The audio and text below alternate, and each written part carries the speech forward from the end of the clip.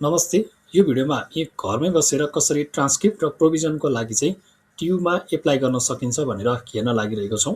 सबैभन्दा पहिला डिस्क्रिप्सनमा रहेको लिङ्कमा क्लिक गर्नुहोस् अथवा तपाईँले चाहिँ student.tuexam.edu.np भन्ने यो साइटमा गएर पनि हेर्न सक्नुहुन्छ।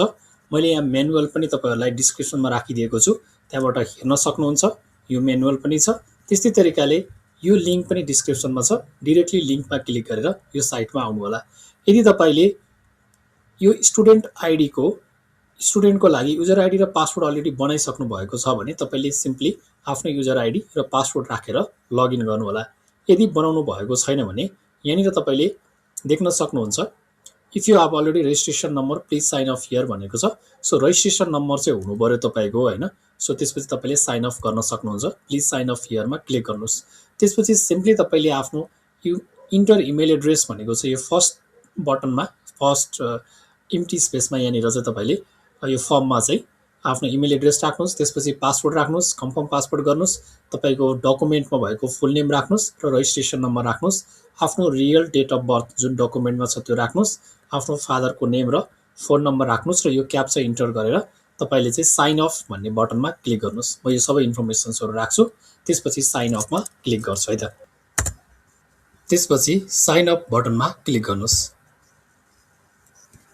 User created successfully please check your email भनेको छ। इमेलमा चाहिँ तपाईँको अब क्रेडेन्सियल यानि कि युजर नेम र पासवर्ड चाहिँ जान्छ। त्यसपछि तपाईँले आफ्नो इमेल चेक गर्नुहोस्।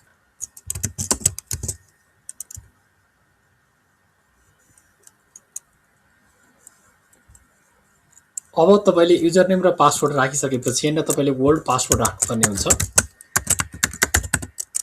त्यसपछि अब तपाईँले न्यू पासवर्ड राख्नुपर्ने हुन्छ, यानि कि पासवर्ड तपाईँले चेन्ज गर्नुपर्ने हुन्छ। यति गरिसकेपछि सबमिट बटनमा क्लिक गरिदिनुहोस्। त्यसपछि अब तपाईँले चाहिँ पासवर्ड चेन्ज भइसकेको छ। त्यसपछि अब युजर नेम र पासवर्ड तपाईँको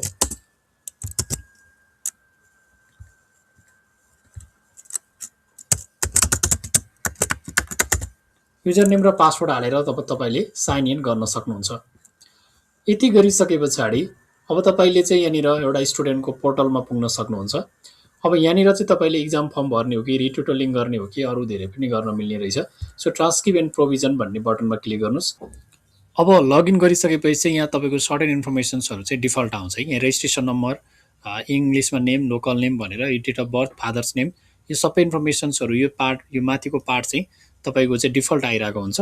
सो यसलाई चाहिँ हामीले चेन्ज गर्न पछि मिल्दैन। सो अगाडि नै हामीले रेजिस्ट्रेसन गर्ने बेला नै लगइन गर्ने बेला नै यो इन्फर्मेसन्सहरू चाहिँ हालेको हुन्छौँ है त।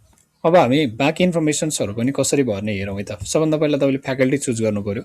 सो फ्याकल्टीमा तपाईँको डिफ्रेन्ट छ। Institute of science and technology मैले एकछिनको लागि चुज गरेँ।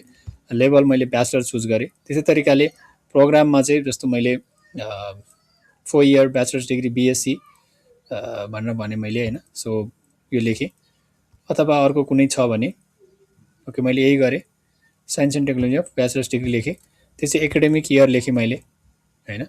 सो त्यसभन्दा पछाडि तपाईँले चाहिँ यहाँनिर पार्टहरू छ कुन इयरको हो, होइन। सो त्यो चुज गर्नु पऱ्यो। त्यसपछि यहाँ रोल नम्बर राख्नु पऱ्यो भनेको सिम्बल नम्बर। अनि त्यसपछि रेजिस्ट्रेसन नम्बर र नेम भनेको कम्पलसरी हुँदैन, किनभने यो माथि इन्फर्मेसन्स अलरेडी राखिसकेको हुन्छ।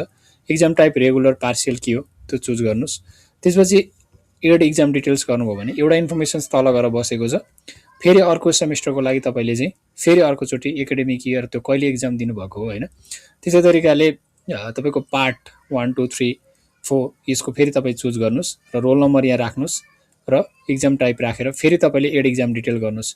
अब कतिवटा छ तपाईँको, होइन।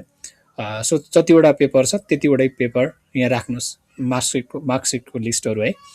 अनि त्यसभन्दा पछाडि यहाँ तल एउटा इम्पोर्टेन्ट कुरा चाहिँ रिमार्क्स पनि दिएको छ र यहाँनिर तपाईँले सपोर्टिङ डकुमेन्ट भनेको छ। अब सपोर्टिङ डकुमेन्ट यहाँनिर upload supporting document file of maximum size 2 MB भनेको छ। 2 MB सम्मको एउटा PDF फाइल बनाउनुहोस्, होइन। PDF मात्र सपोर्ट गर्छ भनेको छ। र यो PDFमा के राख्ने त भन्दाखेरि तपाईँको चाहिँ मार्कसिटको जति पनि मार्कसिट छ त्यो राख्नु पऱ्यो। त्यस पछाडि TUको रेजिस्ट्रेसन कार्ड त्यो राख्नु पऱ्यो। त्यो रेजिस्ट्रेसन कार्ड त्यो सुरुमै राखिदिनुहोस्। अनि त्यसपछि PDFमा कन्भर्ट गर्नुहोस्। PDFमा कन्भर्ट इमेजलाई कसरी गर्ने, सिम्पल तपाईँले कन्भर्ट इमेज टु PDF भनेर सर्च गर्नुभयो भने यहाँ धेरै साइट्सहरू पाउँछ।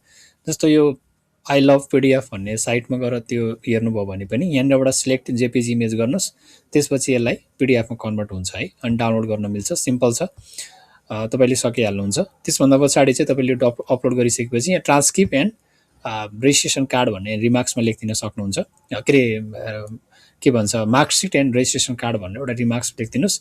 त्योभन्दा पछाडि अब तपाईँको पैसा कति हुन्छ यहाँ डिफल्ट देखाइरहेको हुन्छ होइन, यो चाहिँ अब फ्याकल्टी अनुसार फरक हुने भयो। त्यसभन्दा पछाडि चाहिँ अब एउटा ब्याङ्क चुज गर्नु पऱ्यो, यहाँबाट नेपाल ब्याङ्क र ग्लोबल आइएमबी ब्याङ्क छ, र जस्तो अब नेपाल ब्याङ्कको यहाँ तपाईँले चुज गर्नुभयो भने अनि चुज गरेर तपाईँले पे फी गर्न सक्नुहुन्छ होइन। सो पे फीमा क्लिक गर्नुभयो भने अनि कन्फर्म सबमिट गर्नुभयो भने प्लिज अपलोड सपोर्टिङ डकुमेन्ट भनेर चाहिँ पिडिएफ पनि अपलोड गरेको हुनु पऱ्यो। सो यति गरिसकेपछि चाहिँ जस्तो अब कसरी अपलोड गर्ने एकचोटि म फेरि पनि तपाईँलाई देखाइदिन्छु। तब चाहिँ हामीले पे फी गरौँ होइन, अनि यसलाई कन्फर्म पेमेन्ट गरौँ होइन। त्यसपछि चाहिँ अब यहाँनिर एउटा क्युआर आउँछ, सो तपाईँले चाहिँ मोबाइलबाट रिक्वेस्ट गर्न सक्नुहुन्छ। अनि यो ट्रान्जेक्सन इज बिङ प्रोसेस भनेको छ, चार्ज पनि लाग्ने रहेछ 4 रुपियाँ। सो मैले प्रोसिड गरिदिइसकेँ। त्यसभन्दा पछाडि डन भइसक्यो है, पेमेन्ट सक्सेसफुल भयो एन्ड एप्लिकेसन सबमिटेड सक्सेसफुल्ली भनेर चाहिँ सबमिटेड भएको छ। सो केही मिस्टेकहरू भएको छ भने उताबाट अब मेबी कन्ट्याक्ट पनि गर्छ होला, यस्तो यो रेड बटनमै राखिरहेको छैन र इरर आए जसरी है। अनि यो प्रिन्ट फर्म गरेर चाहिँ तपाईँले राख्नुभयो भने सो यो चाहिँ अब तपाईँले पठाउनु भएको इन्फर्मेसन्स चाहिँ यहाँबाट हेर्न पाइने भयो होइन। सो यसरी चाहिँ मैले डाउनलोड गरेँ, यसरी चाहिँ पेमेन्ट गर्न सक्नुहुन्छ। र इमेलमा यसको इन्फर्मेसन्स पनि आउँछ है, युजर आइडी लगइन गरेर हेर्नुभयो भने, र पछि यहाँ तपाईँले यही साइटमा आएर हेर्न पनि सक्नुहुन्छ डिटेलमा के भइरहेको छ भनेर होइन।